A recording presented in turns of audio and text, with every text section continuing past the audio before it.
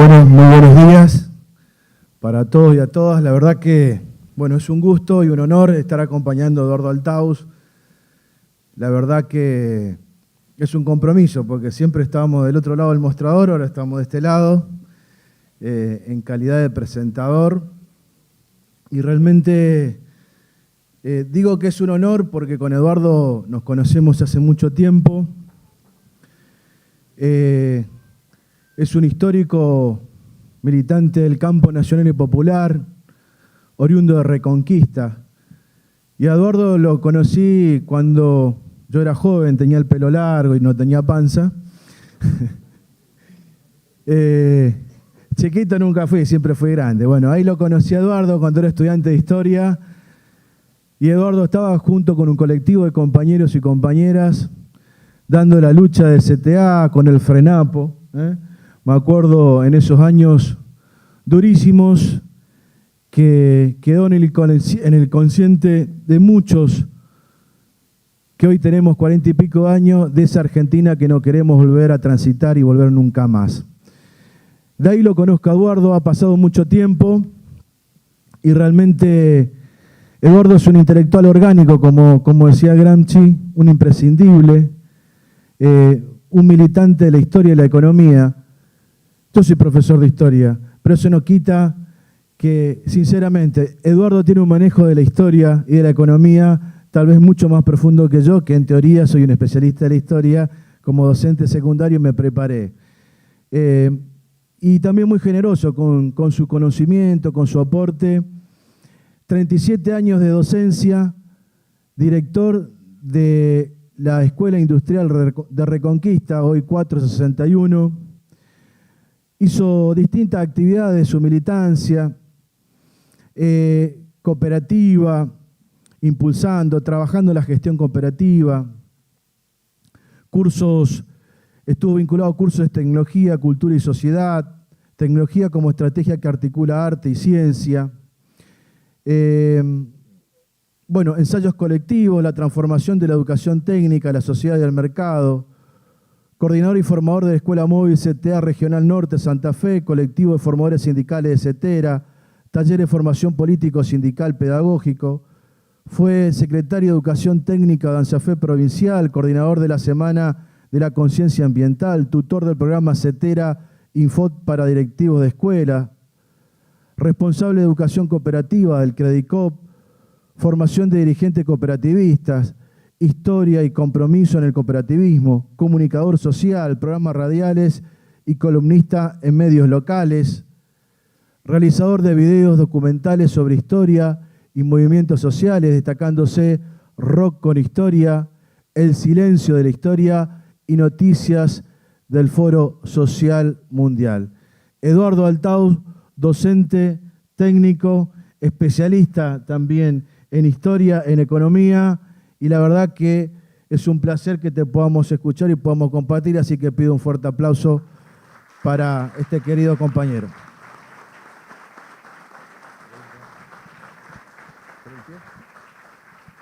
Bueno, buenos días a todas y a todos, compañeros, compañeras. Un gusto estar en mi casa, en ANSAFE.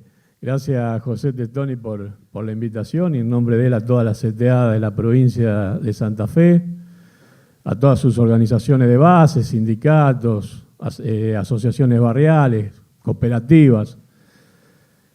Cuando pensamos, y también trabajamos con Pablo, esta clase, nos propusimos básicamente hacernos preguntas, porque decíamos, si vamos a trabajar la historia, vamos colectivamente a ejercitar la memoria. Es decir, no es un trabajo nuestro, es un trabajo que vamos a hacer junto a todas y a todos ustedes, ejercitar la memoria.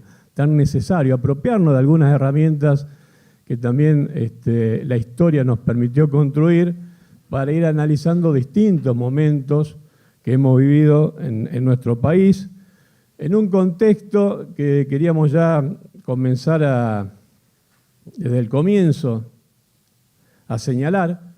A mí se me hace difícil estar sentado, pero bueno, no quiero tampoco romper con el tema de la transmisión de YouTube.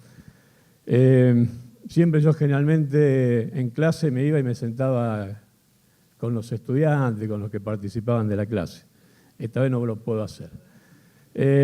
Preguntas como ¿qué es el sindicalismo? ¿Qué idea abrazó históricamente? ¿Qué actitudes se observan en su desarrollo? En cuanto al sindicalismo hemos encontrado distintas definiciones. Esta es una definición que complementa algunas de ellas, de las que hemos encontrado. Y el sindicalismo, entendido como el movimiento de trabajadores y trabajadores organizados, es una construcción política que tiene sus orígenes en el sistema de producción introducido por la Revolución Industrial, principalmente en Inglaterra, fines del siglo XVIII hasta mediados del siglo XIX, primera Revolución Industrial. Ahí subrayamos una construcción política.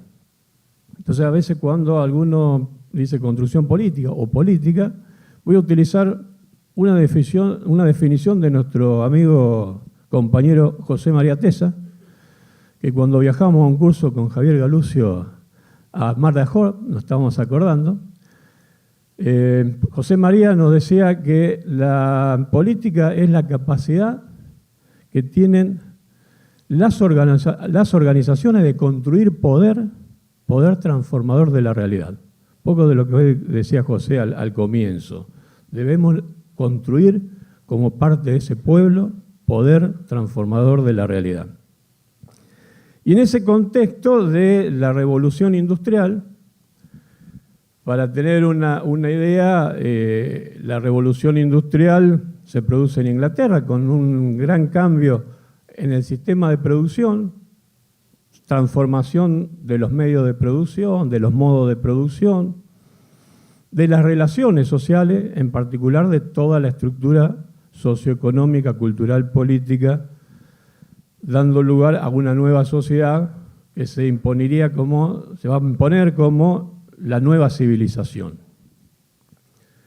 Esa nueva civilización había sido interpretada por filósofos, por pensadores, que con el tiempo, algunas de las lecturas, de las conclusiones, de las definiciones, se fueron construyendo como principios fundamentales de esa nueva sociedad, principios rectores, principios indiscutibles, principalmente con los orígenes de la economía, que impacta fuertemente en la misma sociedad, que retroalimenta la misma sociedad, pero al mismo tiempo va a modelar las instituciones que los nuevos Estados-nación necesitaban construir y generar para permitir el desarrollo de esa nueva civilización. Y así aparecen, a modo de sentencia, diría Jauretche, algunos principios tales como, o afirmaciones como la naturaleza, por naturaleza el hombre es egoísta y está inclinado al intercambio sin la intervención del Estado. Yo voy a leer rápidamente estas ideas que se fueron conformando como principios rectores de la nueva indiscutibles. Para que todos puedan perseguir su propio interés, la libre competencia es el ámbito ideal, contribuyendo involuntariamente al bien común. Cada uno, persiguiendo su interés, va a impactar esa cuestión del individuo, sus intereses, sus libertades en el bien común. Y el libre mercado, en el libre mercado, la especialización y la división del trabajo aumentan la productividad y la eficiencia económica, siendo la causa de una división social entre el obrero y el capitalista asignada por la desigualdad. No, ahí ya estamos viendo algunos elementos que están en negrilla: egoísta, libre competencia, la división del trabajo y la desigualdad como un valor que motoriza el desarrollo de estas nuevas sociedades. Los precios y la producción de bienes y servicios deben ser determinados por la oferta y la demanda en un mercado libre. Todas estas cuestiones que se van naturalizando, el libre mercado que todo lo regula, que el Estado no puede estar por encima de las libertades individuales.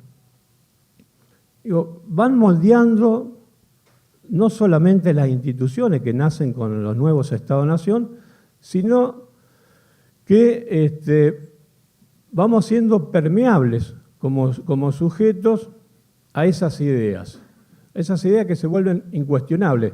La economía necesitaba, para ser seria, porque las profecías no se cumplían, ir acercándose a la física y a la matemática.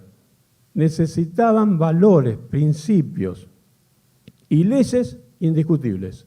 Yo digo, tengo el control en mi mano, si lo libero, uno que dice, ¿qué va a pasar con el control? Cae. ¿Quién se va a poner a discutir hoy sobre el principio de gravedad? Bueno, los economistas con el tiempo y con el fin, a su vez, de conformar el espíritu de las leyes y constituciones que fueron surgiendo, necesitaban tener principios como lo tenía la física, que sean indiscutibles y que nadie se ponga a pensar sus orígenes, que nadie actúe críticamente diciendo, che, pero esto con los años no tiene que cambiar, no cambió el mundo y seguimos atados a este tipo de leyes. Tenemos una física del siglo XXI, una antropología del siglo XXI, biología del siglo XXI y seguimos con una economía del siglo XIX. Y otro de esos principios, la protección de la propiedad privada, no podía faltar. Es esencial para el funcionamiento de una economía de mercado, ya que incentivaba a los individuos a intervenir y producir. Bien, el imperio inglés necesitaba a su vez todas estas ideas ir distribuyéndolas por todo el mundo para que todos vayan adhiriendo al libre mercado. De esa manera, Inglaterra, que hegemonizaba el mercado, que se había apropiado ya de riquezas, necesitaba ahora distribuir lo que producía, la manufactura. Y ahí es donde se van creando y se va modificando los medios de producción, pasan a ser fábricas, antes eran talleres donde la relación era el artesano con su discípulo, con el aprendiz, y ahora todos y todas van a trabajar en grandes fábricas cuyo dueño es el patrón, el capitalista. Necesariamente Inglaterra necesitaba conquistar territorios para poder expandir su comercio y lo hacía, como decía Scalabrini Ortiz, a través de lo de diplomacia. Inglaterra conquistaba más tierras y más poblaciones a través de la diplomacia que las guerras.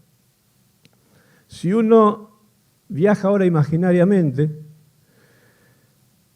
a lo que fueron los orígenes de nuestra revolución en nuestro continente, vamos a ver cómo la influencia de ese enviado de la corona, del diplomático, trata de convencer a las primeras juntas de gobierno de la necesidad del nuevo mercado, de abrir el mercado y la necesidad también en parte de abolir la esclavitud. Porque ya las fábricas no necesitaban de esclavos, sino que necesitaban de obreros, de trabajadores, de trabajadoras. Y ahí rescato, bueno, este era justamente Detrás de la sombra, Adam Smith, rescato una película, un fragmento de la película Queimada, que cuenta sobre un proceso de liberación de una imaginaria isla del Caribe, con ese nombre, Queimada, donde los criollos empiezan a llevar el proceso de revolución, pero también lo hacían los negros esclavos, que eran esclavizados en las plantaciones de grandes terratenientes y comerciantes. Y Inglaterra estaba interesado por la caña de azúcar como materia prima. Por lo tanto, comienza a darse el proceso revolucionario, grandes luchas, ganan los criollos, llegan al poder, una primera junta, y acá vamos a ver un diálogo entre esa primera junta, los integrantes de la junta, con el enviado inglés. La idea tiene muchísimos elementos de análisis, 4 minutos y medio, como por ejemplo capitalismo y patriarcado, que se podría debatir, el miedo como una herramienta de disciplinamiento del poder con el fin de hasta de exterminar al diferente. El diferente sería el que se ve ahí en la imagen, José Dolores, el verdadero líder revolucionario en esa imaginaria isla queimada, que es mencionado, no aparece en este fragmento de película, que es mencionado por Mr. Walker. Lo que sí se pregunta, y que como casi a modo de introducción de la historia social de los trabajadores y las trabajadoras, es ¿qué conviene más? ¿Un esclavo o un obrero asalariado? Vamos a escucharlo.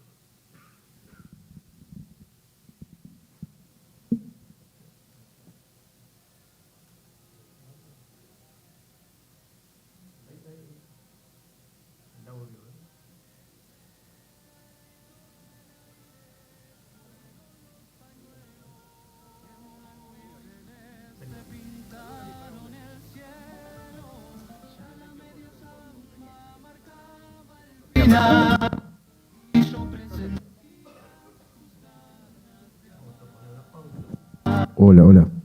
Le comento mientras hacen el arreglo técnico. Esta película es de un director de cine italiano, Gillo Pontecorvo, y es una joyita para analizar, como decía Eduardo, la historia de Latinoamérica, de esas venas abiertas, y cómo el imperialismo buscó nueva forma de dominación, ya no un sistema costoso como era militar, con colonias, sino un tipo de dominación económica, que hoy lo podemos traspolar, cómo funciona Estados Unidos, las grandes corporaciones mundiales con sus grandes empresas, así que es una joyita. Y otra película, de paso tiro, que es La batalla de Argelia, también otro clásico de Gillo Pontecorvo, un gran cineasta, militante del PC que se tuvo que exiliar en la época del fascismo italiano.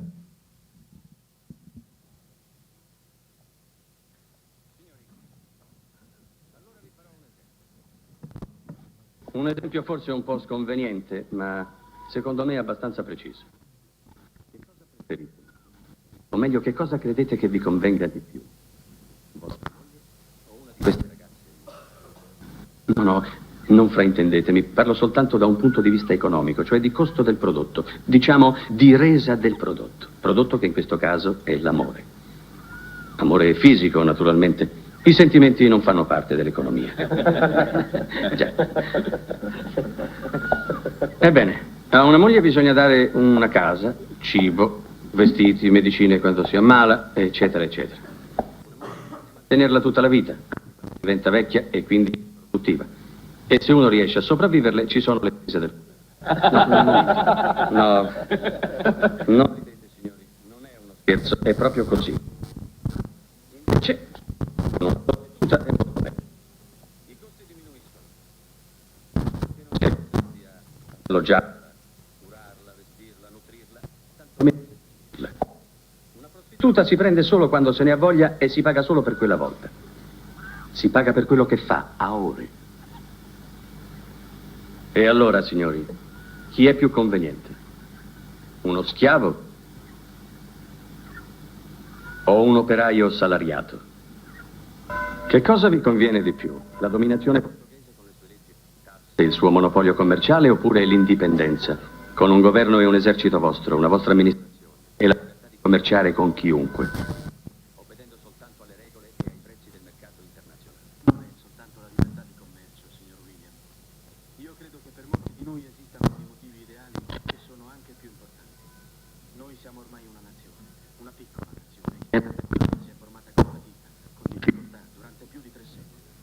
Una nazione che è originaria del Portogallo, ma che ormai non è più Portogallo.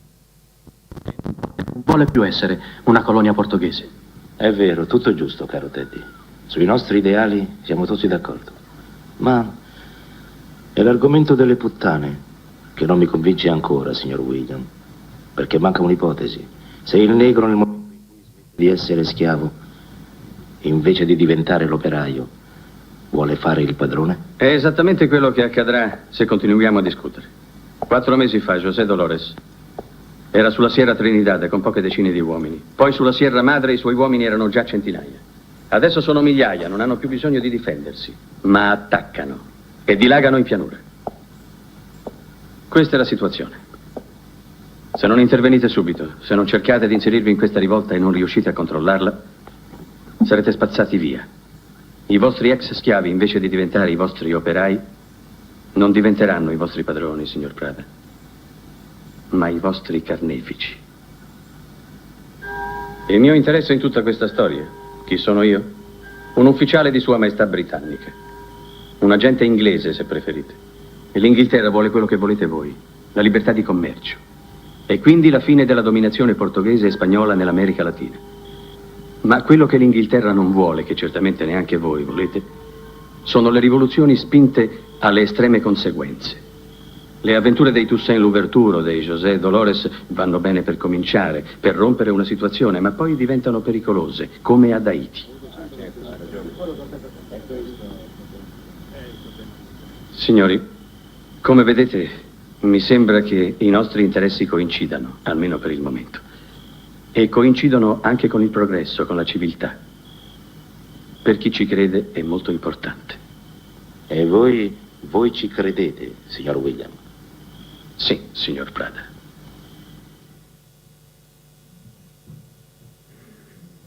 Bueno, espero que algo se haya entendido. No tenemos algún problemita con el audio. Justamente había toda una cuestión de ir reemplazando al esclavo porque era mucho más barato y económico contratar un trabajador, una trabajadora a destajo, pagarle por ese trabajo, cuyo precio en este imaginario del ideal liberal, ese salario estaría regulado por la ley de oferta y demanda, que nunca fallaban. En nuestro país, lejos habían quedado las ideas de Morenos, de Belgrano. Moreno, por ejemplo, decía que la riqueza acumulada en pocas manos era como el agua estancada, que había que dejarla correr, que había que dejarla fluir, regar toda la tierra para que dé frutos y todas puedan saciar su sed y su hambre. ¿No? Tenía otra característica, no la del modelo de acumulación del capitalismo, sino una cuestión de distribución. Y Manuel Belgrano tiene escritos sobre economía que era muy, muy interesante. Todas esas ideas quedaron atrás para dar lugar principalmente a lo de la generación del 37. La generación del 37 que estaba iluminada por Europa y quería traer esa Europa e instalarla principalmente en Buenos Aires. Hombres de la generación del 37 de Sarmiento, que como tantos otros odiaban, tenían un gran desprecio por su pueblo, y cuando se estaba llevando adelante la guerra contra el Paraguay, un Paraguay próspero que había definido un desarrollo endógeno, que tenía astilleros, locomotoras, ferrocarriles. Lo que hace Sarmiento, justamente al enviarle una carta a Mitre, estando Mitre en el frente del combate, la guerra de la Triple Alianza contra el Paraguay, dice: se nos habla de gaucho, la lucha ha dado cuenta de ellos, de toda esa chusma de haraganes. No trate de economizar sangre de gaucho, este es el abono que es preciso hacer útil al país. La sangre de esta chusma criolla incivil, bárbara y ruda es lo único que tienen de seres humanos. Esto es el desprecio. Y aparte una definición con lo que veníamos señalando. qué papel tenía que jugar la Argentina, este Estado-nación en desarrollo, frente al comercio internacional. No somos, aseguraba Sarmiento, ni industriales ni navegantes, y la Europa nos proveerá por largos siglos de sus artefactos en cambio de nuestra materia prima. Ya estaba claro. Argentina en el mundo tenía que ser proveedor de materias primas. Alberdi, que no se la llevaba bien con Sarmiento, en su obra Bases, y me suena, punto de partida para... Bueno, vamos a dejarlo ahí. Yo creía que no, porque cuando leí esto lo leo descontextualizado, pero me tomé el trabajo de bajar el libro, de leerlo Alberdi, y textualmente dice: haced pasar el roto, el gaucho, el cholo, unidad elemental de nuestras masas populares, por todas las transformaciones del mejor sistema de instrucción. En 100 años no haréis de él un obrero inglés que trabaja, consume, vive digna y confortablemente. Esto lo escribe en 1852, año que él había recorrido Londres, y unos años antes, un tal Engels había escrito sobre la situación de las trabajadoras y los trabajadores y niños y niñas que eran explotadas, principalmente en grandes talleres textiles, sobre la realidad de cómo vivían en Inglaterra esas familias trabajadoras. Por ejemplo, indicaba que un matrimonio con 3 hijos y un par de suegros, 7 personas vivían en una habitación de 3x3, piso de tierra, en infrahumanas, inhumanas condiciones de vida. Y bueno, lo tenemos a Julio Argentino Roca, que lo voy a pasar rápidamente, que también muestra ese desprecio y principalmente por qué había que exterminar al indio, que era diferente, como en la película había que eliminar a José Dolores. Volviendo al tema de la revolución industrial, hay aumento del proletariado. Yo esto lo voy dando rápidamente porque queremos profundizar quizás en otros temas y tomar o quedarnos con algunas herramientas para poder analizar la historia del movimiento obrero en la Argentina. Esta revolución industrial, decíamos, produjo grandes cambios, grandes transformaciones, aumento del proletariado, esa masa que va dejando el campo, principalmente en las grandes ciudades europeas, para ir a trabajar a la fábrica, salario regulado por la oferta y la demanda, como ya lo habíamos señalado. El trabajador lo único que tiene para poder intercambiar en el mercado es su fuerza laboral, y por esa fuerza laboral se le paga un salario. Ese era el precio del trabajo, que lo regulaba el imaginario mercado. Se va dando la pauperización de la clase trabajadora. Recordemos, trabajaban de 12 a 16 horas. Hay toda una lucha en estos países, primero por la reducción de horas, mejores jornadas laborales, condiciones de... ¿Cómo? Los ludistas que rompían las máquinas. Claro, los ludistas, después vamos a ver una escena de por qué no las máquinas, no romper las máquinas. Y bueno, y se va dando también como respuesta a estas injusticias signada por la explotación del hombre, la formación de sindicatos, de mutuales, de cooperativas y de partidos políticos, ¿no? Siempre la historia del movimiento obrero con la historia del cooperativismo van de la mano.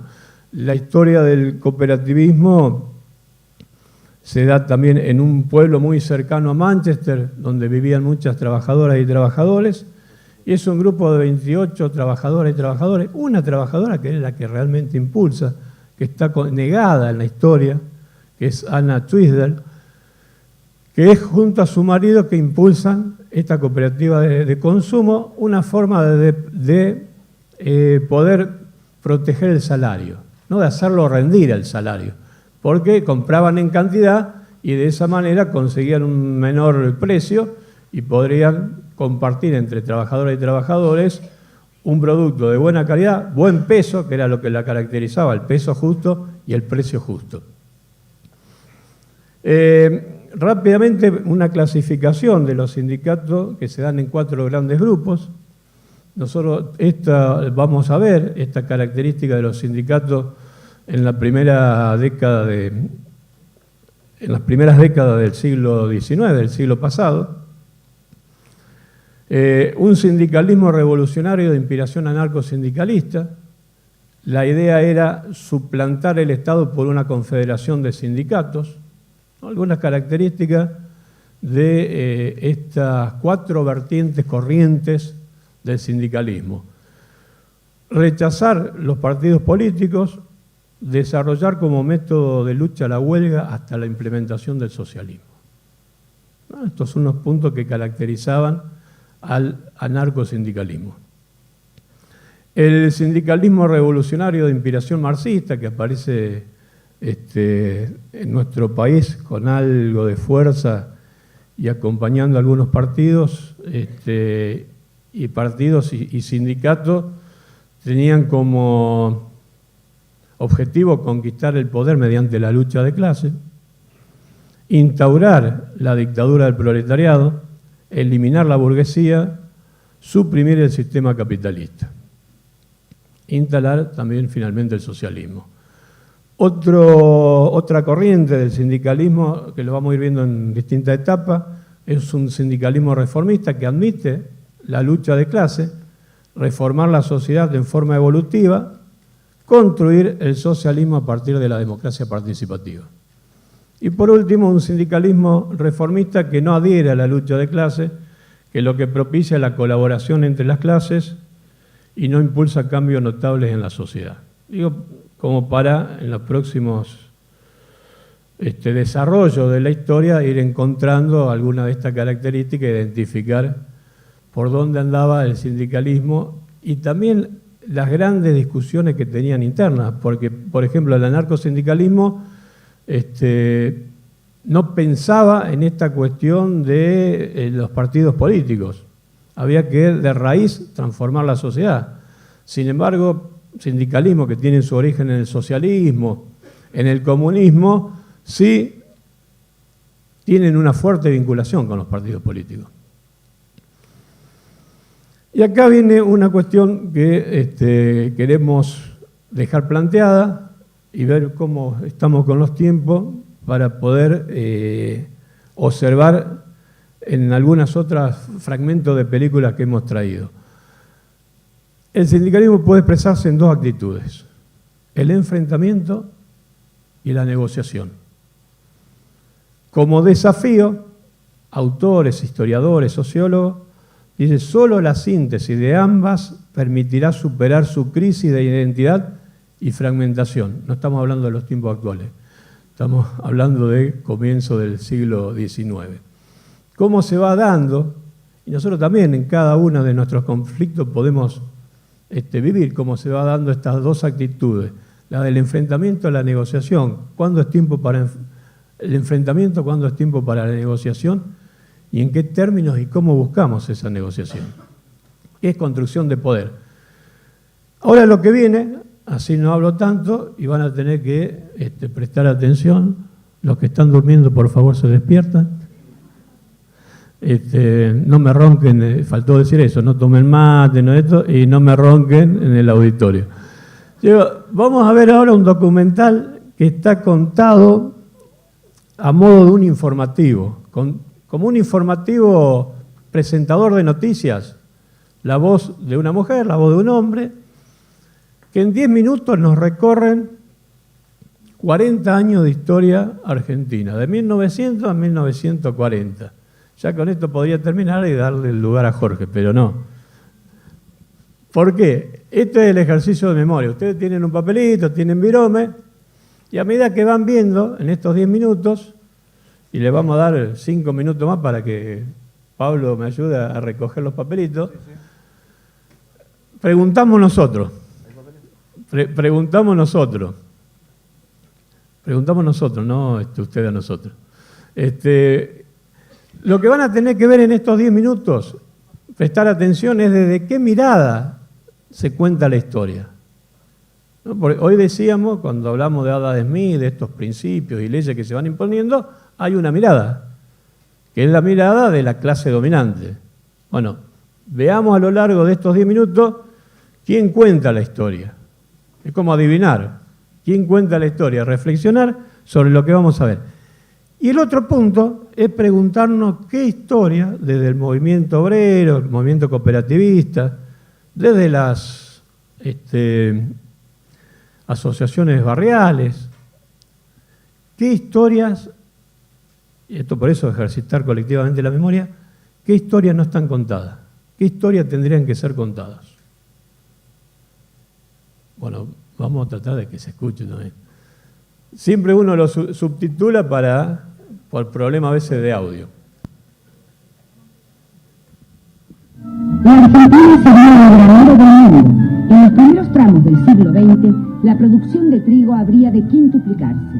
La mitad de la misma iría a la exportación. Todo hablaba de un progreso creciente, ordenado y además divertido. En 1901, en la primera carrera automovilística argentina, con un locomóvil a vapor, triunfaba Marcelo T. de Alvear, quien 21 años después sería presidente. También Buenos Aires dejó de ser la gran aldea. En 1903 aparecieron los primeros taxis. En 1905, la Reina del Plata llegó a tener unos 15.000 teléfonos, aunque sonasen a menudo en Cocoliche. La Pampa requería los brazos que a Europa le sobraban y el hotel de inmigrantes recibía a quienes venían a hacer la América. Muchos se quedaban en la ciudad, en el conventillo. Hacia 1905, en Buenos Aires, de casi 1 millón de habitantes, unos 427.000 eran extranjeros. De esta gringada, unos 228.000 eran italianos y 110.000 españoles. La inmigración cambió la sensibilidad y las ideas del país. El radicalismo, liderado por Leandro N. Alem desde el siglo pasado, acogió en sus filas el impulso renovador. Lo mismo el Partido Socialista, fundado por Juan B. Justo en 1896. En 1904, Alfredo Palacios se convirtió en el primer diputado socialista del país y de toda América. Salió electo por La Boca, barrio al que, según Florencio Sánchez, le habían salido los dientes. Buenos Aires, vestida de asfalto, apostaría por la vorágine del humo y las bocinas de los autos. El coronel Ramón L. Falcón, jefe de policía, avanzaba por la avenida Quintana. Era el mediodía del 14 de diciembre de 1909. Antes de Callao, alguien se abalanzó sobre su carruaje y le arrojó una bomba. Falcón y su secretario volaron por los aires. Simón Radovisky fue el autor del hecho. Su grito de «¡Viva la anarquía!» fue la rúbrica de un atentado que conmovió al país. Falcón en persona había dirigido el desalojo de numerosos conventillos donde era fuerte el anarquismo. Para los ácratas, Falcón era un blanco justificado. Menor de edad, Radovisky no pudo ser fusilado. Permaneció encarcelado en Ushuaia 20 años. Indultado por Irigoyen, en 1929 se exiló en México. El radicalismo pudo acceder al gobierno. Precisamente Irigoyen había rechazado los cargos oficiales que le ofreciera el presidente Sáenz Peña durante su gobierno. Irigoyen no quería cargos, sino la democratización del derecho al voto. De este modo, el país entró en una etapa democrática, donde las mayorías pudieron expresarse a través de las urnas.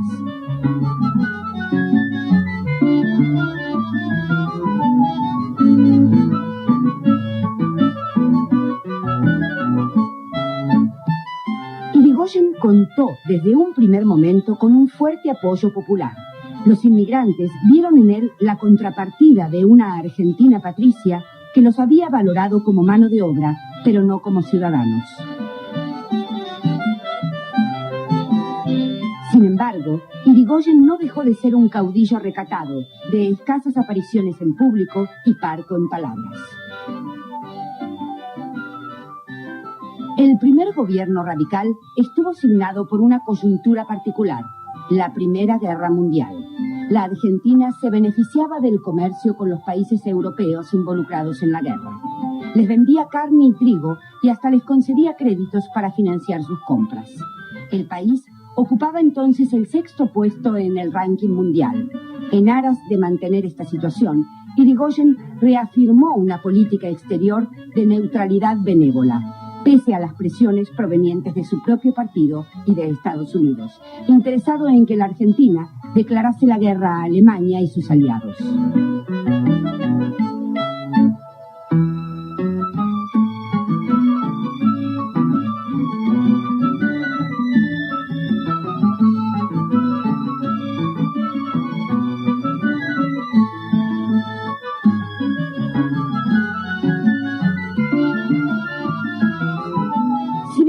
durante la primera presidencia se alcanzaron grandes logros, sobre todo en educación, también existieron grandes conflictos. Cuando en 1918 terminó la Primera Guerra Mundial y las exportaciones se redujeron, la situación económica se puso más difícil.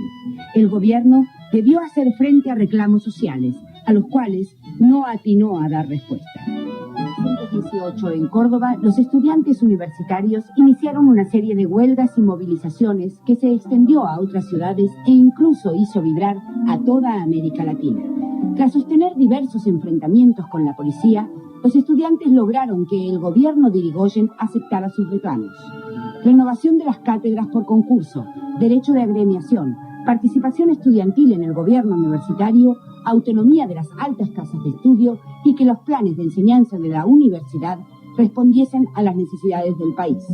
En 1916 se inició el mandato de Hipólito Yrigoyen, elegido por las mayorías. En 1922, Yrigoyen traspasó el gobierno a Marcelo T. de Alvear, también vencedor en las urnas.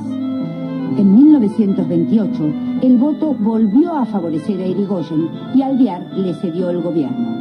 Pasarían 55 años para que un presidente electo volviese a transmitir el mando a otro presidente electo. Aunque Yrigoyen y Alvear eran radicales, ambos representaban tendencias diferentes. Don Hipólito era el representante de los llamados peludos y don Marcelo de los galeritas. Amante de la cultura, la elegancia y las buenas costumbres, Alvear tranquilizaba a las clases propietarias.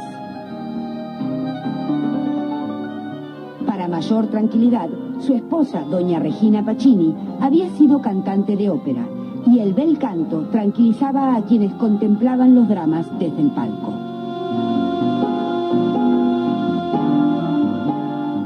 Alvear limitó la creación de nuevos empleos públicos, supo cuidar las relaciones con los políticos y no dispuso intervenciones federales por decreto.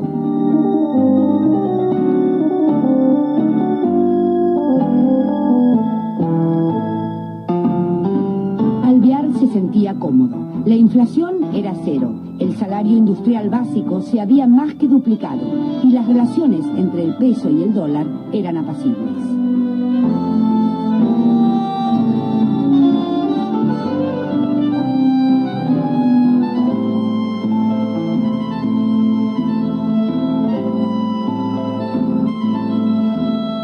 Desde 1926, el irigoyenismo se hizo fuerte en los comités y esgrimió la nacionalización del petróleo. En 1928, la victoria de Yrigoyen fue 3 veces notable, por la alta participación ciudadana, por alcanzar el 60% de los votos y por triunfar desde el llano sin la bendición de Alvear. La visita del presidente Hoover confirmó el interés de Estados Unidos por la Argentina, pero la vuelta del peludo al gobierno fue vista por los conservadores como el regreso de la chusma. En 1930 sonó la hora de la espada. El país tardaría décadas en recuperarse de aquel golpe. El presidente constitucional Hipólito Yrigoyen fue derrocado por el general José Félix Uriburu. Como resultado del primer golpe militar, sobrevendría medio siglo de inestabilidad institucional. La calle era un volcán y los aviones militares cruzaban el cielo. Se rumoreaba que en La Plata se habían movilizado algunas guarniciones en respaldo del orden constitucional. Yrigoyen viajó a la capital bonaerense, pero se dio cuenta que estaba solo y escribió: ante los sucesos ocurridos, presento en absoluto la renuncia al cargo de presidente de la Nación Argentina. Dios guarde a usted. El 11 de septiembre, Yrigoyen es embarcado a bordo del buque Belgrano y confinado en la isla Martín García. Los conservadores del más viejo estilo volvieron al gobierno. El elitismo autoritario de los nacionalistas comenzó a hacerse oír en la calle. El 5 de abril de 1931, los radicales ganaron en la provincia de Buenos Aires, pero las elecciones fueron anuladas. Meses más tarde, proscripto el radicalismo, en las presidenciales triunfó el candidato de la llamada Concordancia, el general Agustín P. Justo. Fue la consagración del denominado fraude patriótico. Hasta los muertos votaron. Aunque en 1935 se levantó la proscripción del radicalismo, En 1938, Justo maniobró y logró imponer al antipersonalista Roberto M. Ortiz, quien se comprometió a terminar con los métodos fraudulentos. La crisis mundial, desatada en 1929, no perdonó a la Argentina. La caída de los precios internacionales de las carnes y los cereales agravó la depresión. Cundieron la miseria y la desocupación. Aún hoy, muchos recuerdan esos años como la década infame.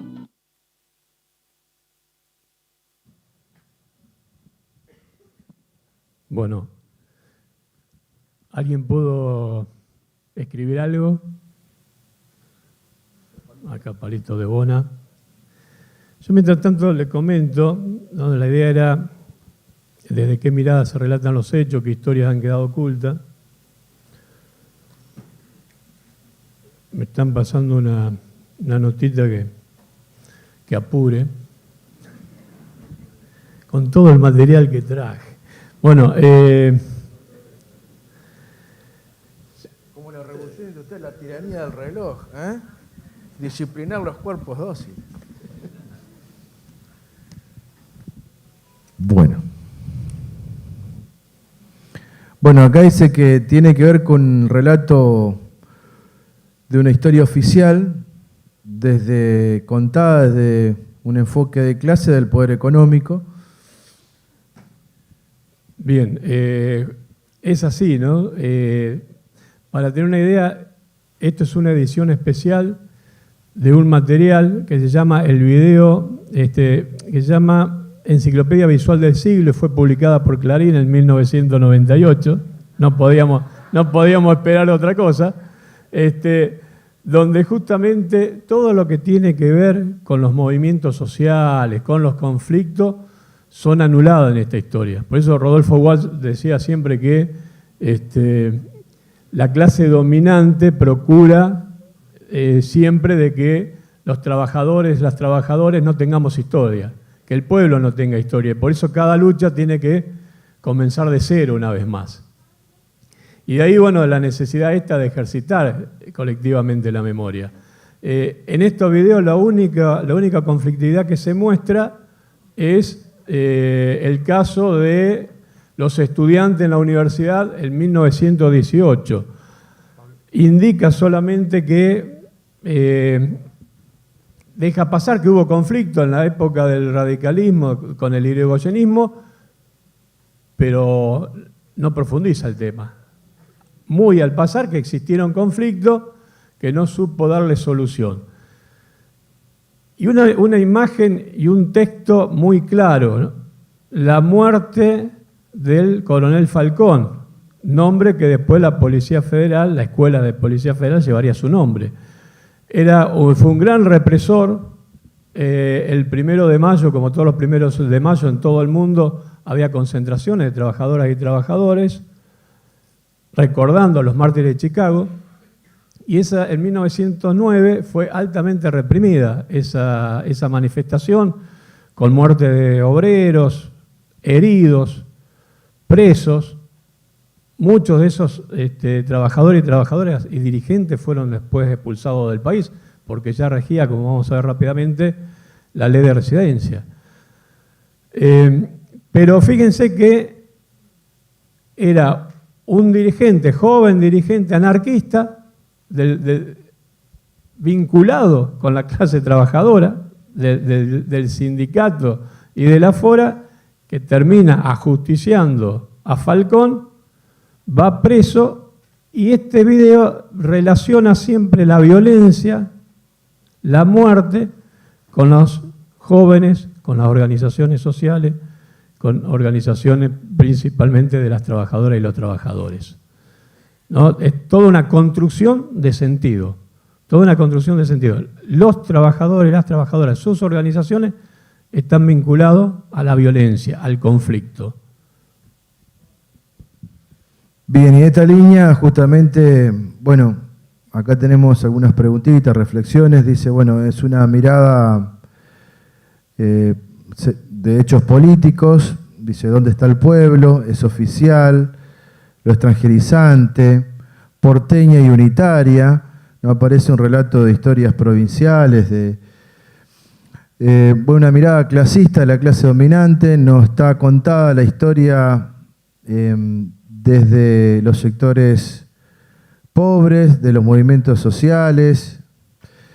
Bueno, otro dice la historia se repite, y uno hace referencia, bueno, que es un documental que deja fuera el peronismo. Bueno, no hay cuestiones vinculadas a los años, sí nombra, por ejemplo, del 55, pero bueno, los años posteriores, pero no hace referencia al peronismo. Bueno, justamente era hasta 1940, por eso no hace referencia al peronismo.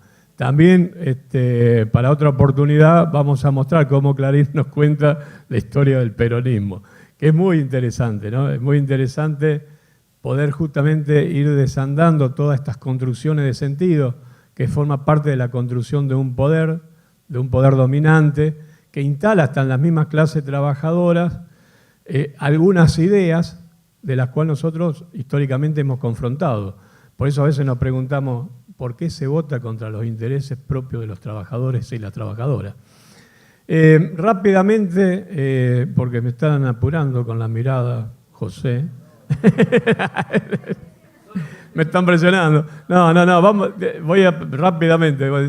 En 1857, si bien no nace como sindicato, la sociedad de tipógrafos, la sociedad de tipógrafos de la provincia de Buenos Aires, sí, en realidad eran mutuales, eran sociedades de socorros mutuos.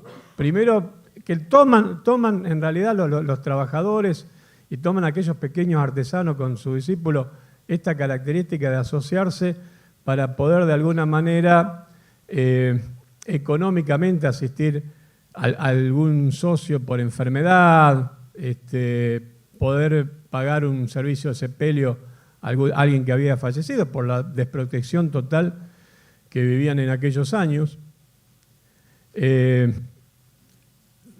Tardaron 20 años para que realmente sea un sindicato, la asociación esta de Sociedad de Topógrafos.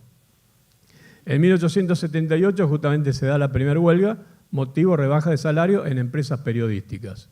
Ahí había dos grandes empresas periodísticas, que era el diario Nación, creado por Mitre, y La Prensa.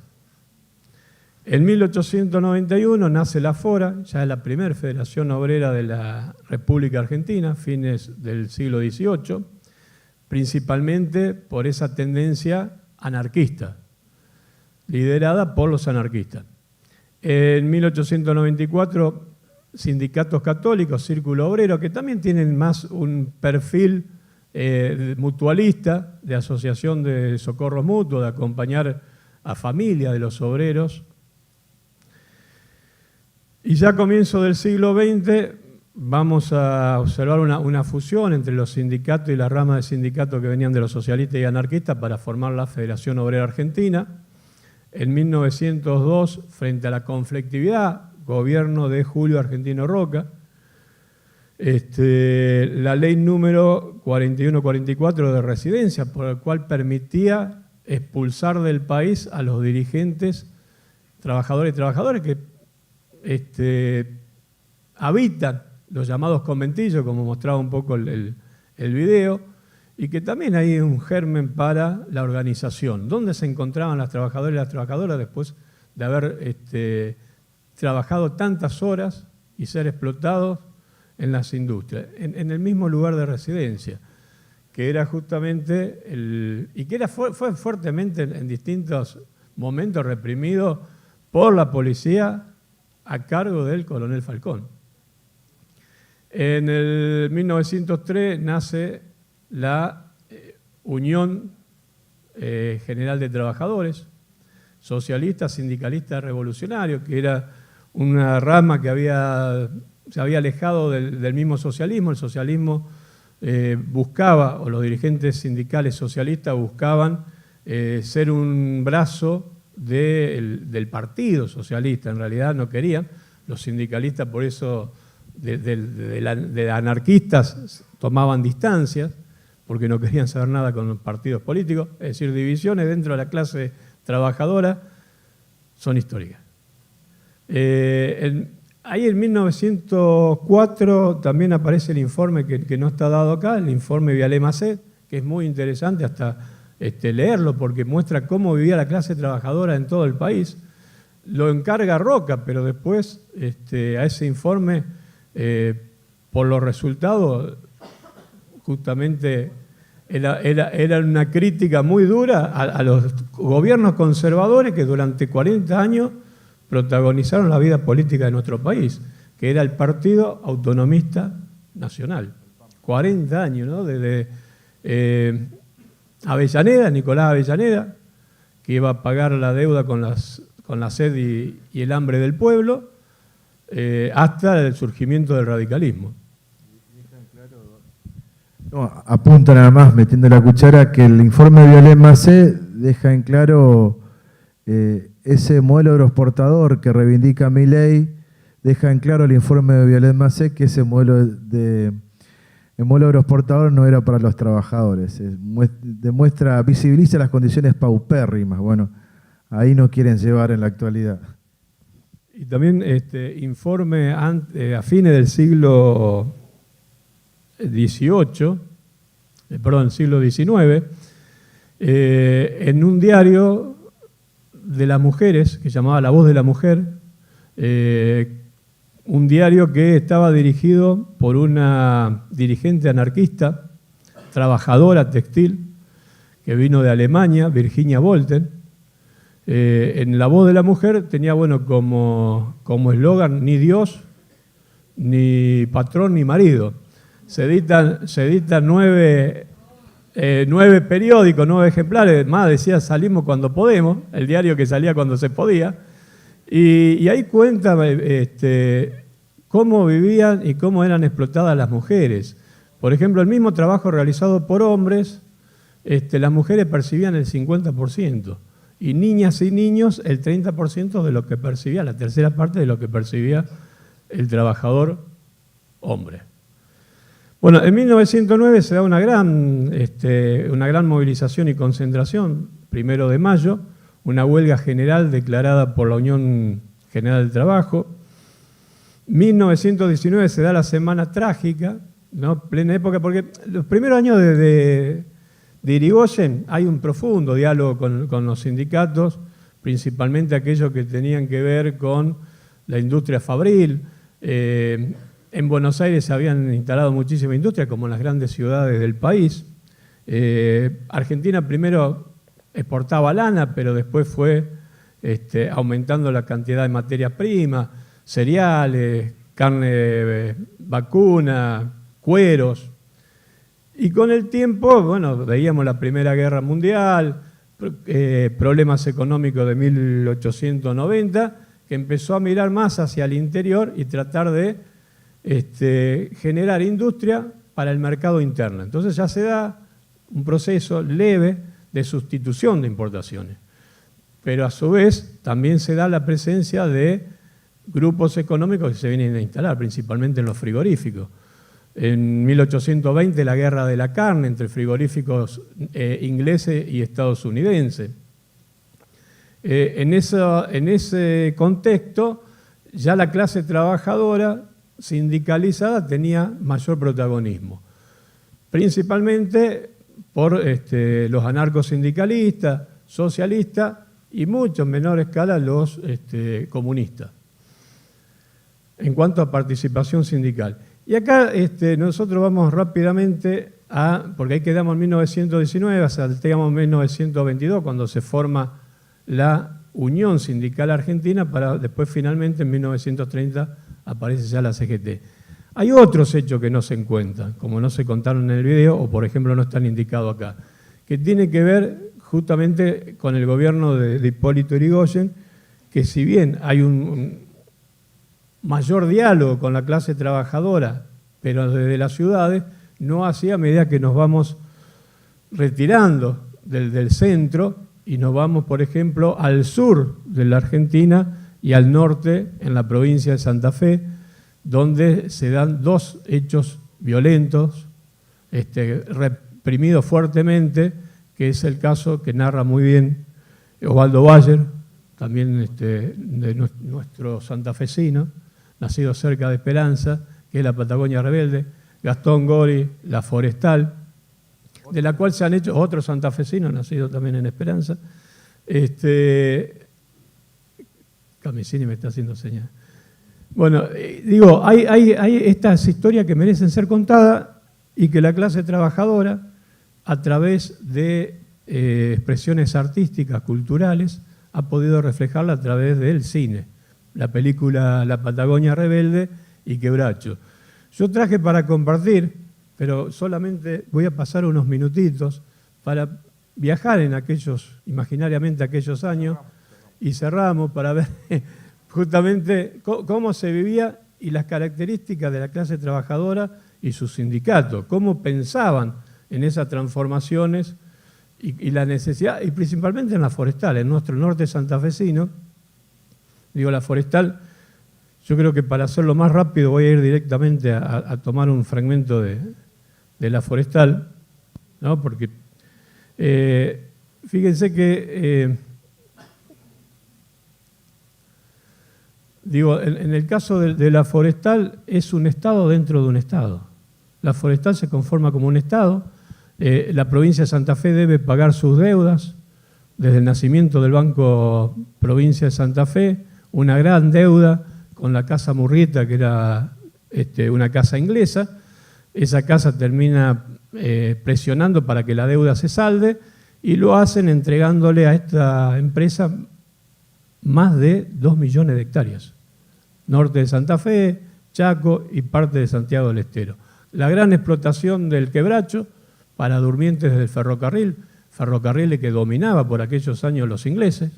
Si bien el Estado ponía el dinero para todo el trazado de la vía y aportaba en lo que es la construcción, la infraestructura, los ingleses ponían las locomotoras y el trazado de esa línea era para poder extraer materia prima y llevarla a Buenos Aires. Toda esa tela de araña metálica que se da, extensión ferroviaria en nuestro país, es para que los ingleses se queden con todo. Vamos a ver si lo podemos adelantar.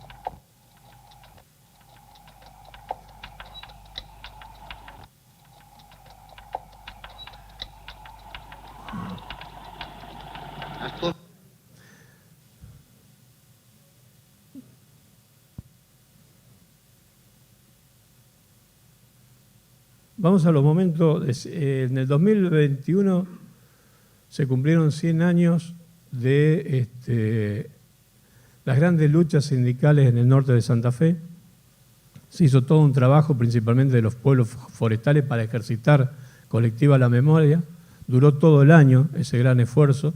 Nosotros tenemos compañeros de historia que incentivaron estos encuentros de los pueblos forestales y a su vez reivindicar a muchos dirigentes que el oficialismo y el poder de aquellos años lo negaron, lo ocultaron y la misma historia oficial lo siguió ocultando.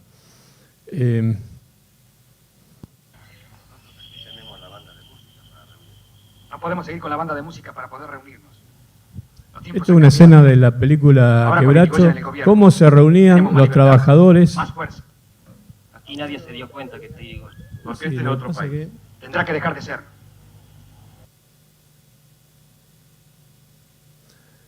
Cuando lo amplío no me permite ver algún fragmento. No me lo permite adelantar.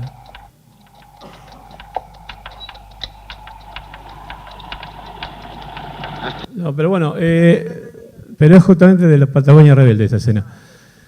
No, vamos a hacer lo siguiente.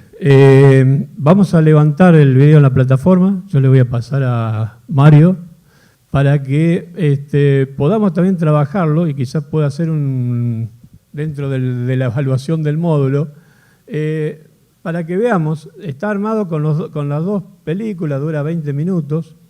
Veamos estas dos cuestiones que hoy decíamos que tendríamos que también apropiarnos como trabajadores y trabajadoras. Ver la actitud, ¿no? Esto que llamamos de actitud. ¿En qué momento nosotros podemos observar escenas de enfrentamientos y en qué momento podemos observar en estas películas o en estos fragmentos de la película escena de negociación. Y el otro punto es qué papel, qué rol jugó el Estado. Porque el Estado durante todo el gobierno de estas 4 décadas del gobierno del... Jorge me decía... Conservadores, sí, estos gobiernos conservadores, el Estado daba un paso al costado y que se arreglen, como lo establecían los principios liberales, el patrón y el empleado. Que el empleado libremente puede ir a solicitarle a su patrón un aumento de salario. No tenía que intervenir en los conflictos, no le correspondía, y durante muchas décadas el Estado estuvo ausente en esa resolución de conflictos. Y cuando se lo liberan a los estados provinciales, tampoco los estados provinciales cuentan con la capacidad para resolverlo, si bien había algunas normativas ya en aquellos años, le delegan toda la fábrica hasta que puedan tener su propia policía, como fue el caso de la forestal. Por eso decimos un Estado dentro de un Estado.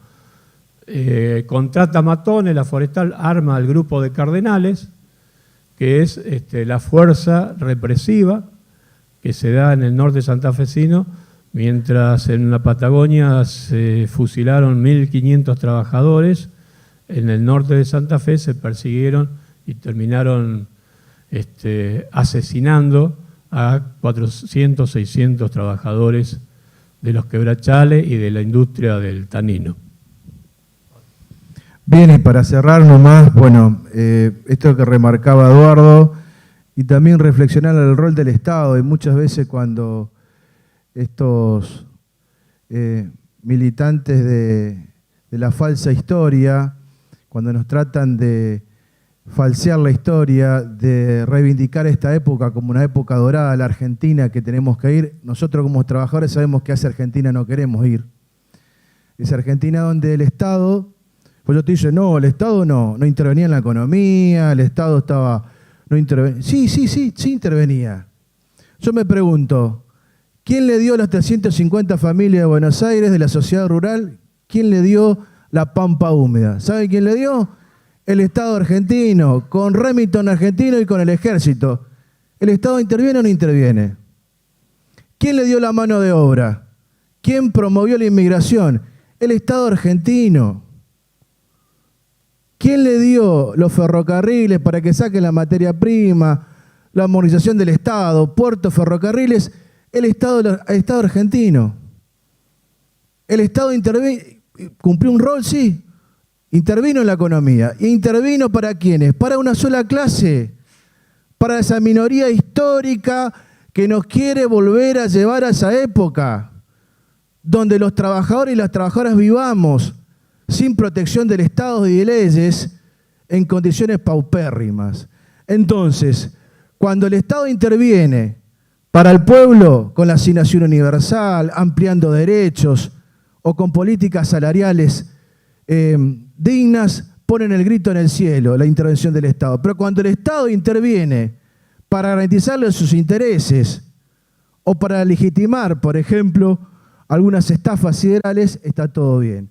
Así que, bueno, agradecerle a Eduardo, le damos un fuerte aplauso.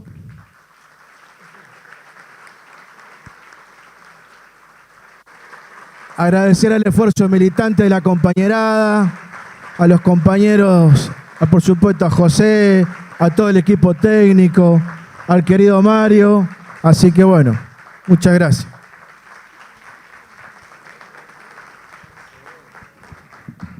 Compañeros.